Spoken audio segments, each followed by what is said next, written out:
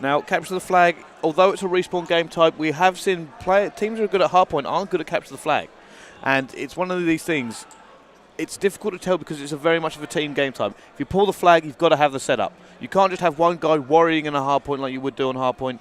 It's not about maybe individual plays made on Search and Destroy. It's a team setup game, and both these teams have great teamwork. Realistically, I kind of want to give it to Cloud a little bit because their communication is on point. Yeah, and also off the back of a hardpoint victory, as you say, it is very different. And I think the main thing is on a hardpoint, every single player is playing objectively, really. There's a hardpoint that all of you can get on. But with Capture the Flag, there's going to be one flag pull, and it's up to the rest of the 3 teammates to support that person running the flags. Yeah, most certainly so. And you know what? I've seen Madcat go huge on this map. I've seen, Shane, the flag bamboozler, as he likes to call himself. Kind of have to give it to Cloud a little bit, but it's going to depend. Epsilon do have great teamwork as well. Yeah, well, it's 1-1, and as expected, it's a very, very tight winner bracket round 7 between Cloud and Epsilon.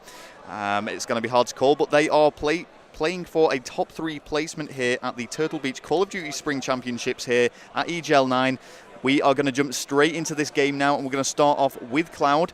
Is there any particular player you want to watch from the get-go? You know what, I'm actually going to go on board with Josh, simply because he's going to be more aggressive of these teammates. Shane will be pushing up with him. I know Madcat for a fact he's going to be sitting around that house playing Sweeper until he can build up his score streaks. He's done it before. There we go. First kill with Josh. Yeah, first blood goes to Cloud. Josh has sustained some damage but remains alive. Tactical grenades going out there and not connecting. But he's going to be making the pushes, as you say, Bryce. I think he thought there was someone behind there, but he's obviously moved away. Josh looking for that player, sitting behind boxes currently. Josh still trying to push up. He needs to get some kills down, and he does. Oh, is he going to kill Lucky? Yes, he is. And now he's going to make a move in there. Josh still alive. He doesn't really have support where he needs it to try and make this flag pull, though. Josh was getting a bit of criticism going back to I-Series, actually, as being very off his game. I don't know if you think that's changed as we've gone into EGL. I do. I do, in fact, think it's changed. He's actually had a much better tournament now. It's kind of the Josh we've seen before. And you know what? He actually silenced his critics yesterday in a rather colourful tweet, I should say. Oh, really? Okay, well, I'll have to start checking my timeline for that. But back into this game anyway, it's going to be Josh taking out Jerd. I think he's been alive all that time. That's the first death, I think, going against Josh. It is actually the first death. Let's have a look. On board with Shane. He is actually on the defense now. There are players around his flag. Can he take down Sales? He does. Shane takes him down, and he's just holding at the moment. Not using the SMG as much anymore, Shane. He seems to like this AN-94, so he can kind of play a little mid-roaming role.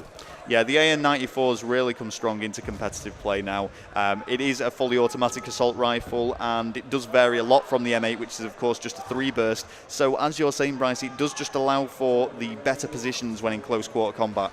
Sowers actually pulled the enemy flag, and let's have a look how it stacks up. I don't think he's going to get it away that easily, as he is being shut down. And they go, flag dropped, and now we could actually see a counter pull. Shane is now getting away. Does he have the support? There is a player going to be behind him, and he's going to get away, I think. Yep, Shane has managed to sneak around this tank. He's got a lot of cover. There's no score streaks to actually stop this, so he's going to be able to run this all the way home. He just takes some damage. And Sowers. Wow, Semtex over the roof. Oh, take another Semtex. They're going to get this in. Josh needs a dolphin dive, and he gets taken down as well. Is Zanity there to clear this up? No! Oh! And they get it in. Shane clutched that. That was absolutely huge. I mean, I was a little bit speechless there because that was just back and two. Jerd actually picked up a 2-piece and almost made it the 3rd for the return, but Shane denied it, picked up 2 and got that flag capture. Can you believe that? Every single one of the Cloud lineup, I believe, touching the flag there, moving it closer inch by inch. Epsilon coming in clutch time and time again. Eventually Shane pulls it off, and that's why he's a great flag runner and a great player. And I don't know if Shane's actually forgot to change his score streaks there. Maybe he wanted the RCXD car in this, but it is a little bit unusual for Capture the Flag. It is also known as the whip to this team. They like renaming their score streaks. The whip-ting, Madcat has dubbed it, yes. Interesting. But we're watching Madcat here. He's actually on a 2-kill streak. Josh has taken out Jerd and is making it known to the whole venue. You know what, let's actually jump on board with Epsilon briefly and let's see how they are doing. On board with McGee, who is actually really close. That flag has actually been pulled by Josh as well, so he's in a great position to stop it. And he's actually going to get... No! Madcat cleans it up! Sowers nowhere near either. That flag is going in as Cloud pull another one. And you know what, that went sour very quickly.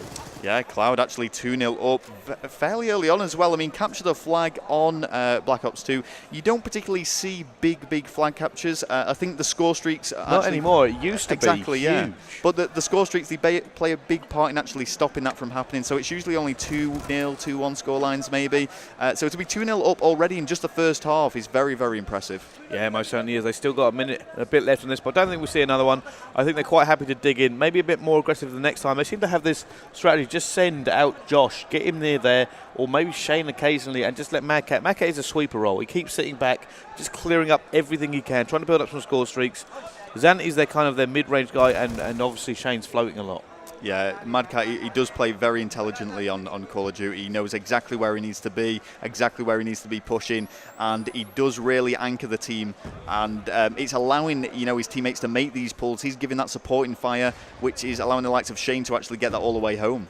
You know what? I can't actually remember the last event that Madcat finished outside the top 3. It's been a while. I'm off the top of my head, I think ECL9 maybe. That's a long time ago. Yeah, I don't quote me on that one, but it's been a long time actually. So it's lucky that we're going to be watching here. And again, I mean, he's just sitting tight. There's only 15 seconds left on the clock, so I don't think we're going to see much more action in this first round of Capture the Flag on standoff. And I want to see what's going to be going on for Cloud as we go. Let's have a little look at the scoreboard. Yeah, let's do that. Let's see what's going on. Oh, there we go. Josh 11 for 5. Like we said earlier, silencing his critics, having a great game of Capture the Flag.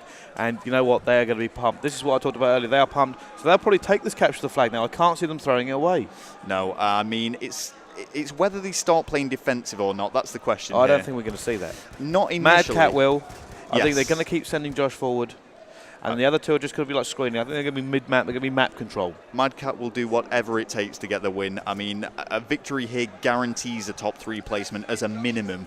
They still have the cushion of the loser bracket as well. So this is a really crucial part of the Turtle Beach Call of Duty Spring Championships here in Blackpool. It is EGL9 that you are watching, and it has just been a brilliant tournament so far. It really has. On board with Joe Curran, switching off, going to Lucky. Let's have a look what they can do. Epsilon need to start making some serious plays to get back in this. 2 to push it to stopwatch, 3 to take the win. Okay, well, Lucky is actually defending. Yeah, he's going to need to be more aggressive here. I think Epsilon needs to be taking some risks. I want to see if Cloud are defending. Josh actually on a 6 kill streak, and he's almost got the stealth chopper. Well, this could be big. I mean, he's already got them 2 score streaks, and that is an ace in the hole. If they lose the flag, if they start getting a lot pressured, he can break them out, and he can, turn the tide of it there. So getting a stealth chopper will just be an extra bonus for him, because it might even mean they go get another flag. Yeah, and I mean the score streaks. He's got it. And the score streaks he does have anyway, the Hellstorm Missile and the Lightning Strike on Capture the Flag are massive. They can literally stop a flag run dead in its tracks. And, Cloud are just in a fantastic position here. Oh, wow. Josh is certainly on one, but he gets taken out by Sowers in the end. But he's not going to mind. He's got all of his score streaks. He got the return as well. And this is massive play from them. Like I said, just have a quick look what we got up to them. 15 for 6 for Josh. Yeah, I mean, over double positive. As you said before, silencing his critics. He'd been getting a lot of stick on the lead up to this event for his performance at I-Series, but he's really proven himself here in Cloud. He most certainly has. Shane actually just playing defensive there. That's quite an interesting thing. Smoke's more prevalent in this Call of Duty than I've actually seen in any Call of Duty beforehand.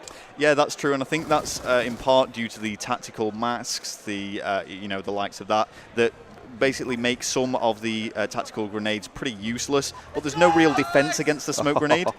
Josh just used the stealth chopper to pick up 2 kills, and like I said, this might actually be another flagpole for them, because like I said, they have the extra gun in the air, they have map control now, and they are running away with this game. Yeah, Shane actually using extreme conditioning, lightweight and dexterity. I think they're the 3 perfect perks if you are playing objectively. You can just run straight in there and get out as quick as possible with that flag, and he's going for a 4th. There we go, here we go. What is he doing now? He looks like he's actually, I think that was a bamboozle. I think he's just trying to bamboozle them now. Yeah, I mean, somebody actually said before, Shane counts the seconds. Obviously, there's a delayed ping when people are running the flag.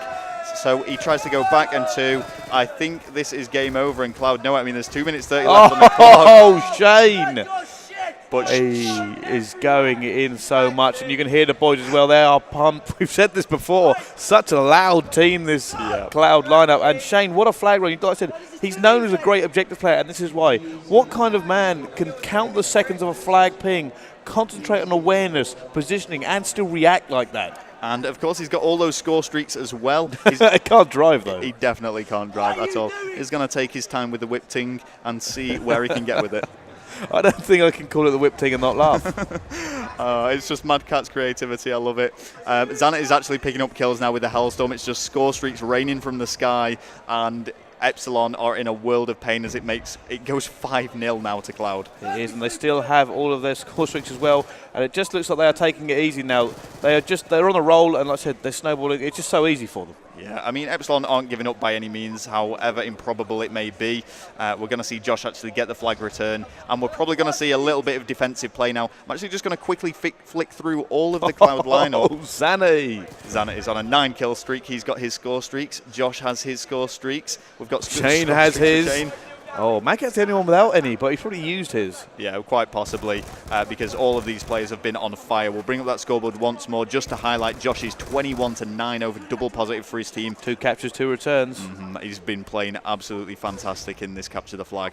They really have smashed it completely. Like I said, once they got on that roll, they just kept bringing the power on, and even Epsilon, every time they keep pulling it now, they kind of look a bit fragmented. They don't even have any structure. No, I mean, let's see what's going on with Jerd. As we've said, a heavily discussed character at the moment in competitive play. He's just about to respawn here in 1 second. Here we go. Josh introduced no score streaks now. And all Jerd can really do in this situation is defend, which is not what he wants to be doing. No, that certainly isn't. I mean, like I said, complete mathematical improbability. It hasn't happened. I think it's like the last minute and a half they haven't been able to do anything. And they're not going to do it anyway. As he tries to shoot the Hellstorm out of the sky. Unfortunately, didn't work. Interesting, though. I would have loved to have seen if that had worked. Yeah, just a missile coming straight towards your face. Must be a tad daunting there. But he did give it a shot. Didn't pay off. And it is going to be 5-0 to Cloud. Let's have a quick at the scoreboard for they run this out. 24 for 11, 22 for 16, 13 for 12, 16 for 13. Basically all positive, basically massively outslaying them. Yeah, and I mean, Cloud winning the objective games by big margins there. Going back to that hard point earlier, 249 to 143. The capture the flag 5-0. It's only the search and destroy where they seem to be struggling. It most certainly is. However, hard point